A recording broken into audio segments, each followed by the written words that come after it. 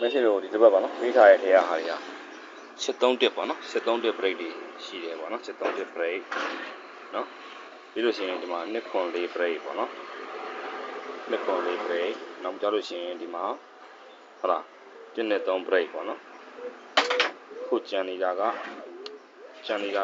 မနေ့ကတော့ပြီးသွားတဲ့ဟာက6.9ပေါ့နော်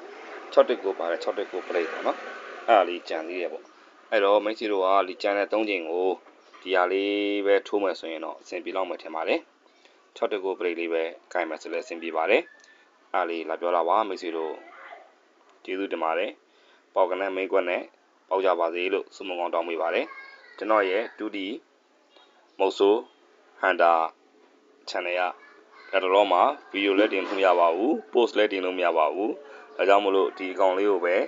like and subscribe လေးနှိပ်ထားပေးဖို့တောင်းဆိုပြစေမိတ်ဆွေတို့အားလုံးကိုပဲကျေးဇူးတင်ပါတယ်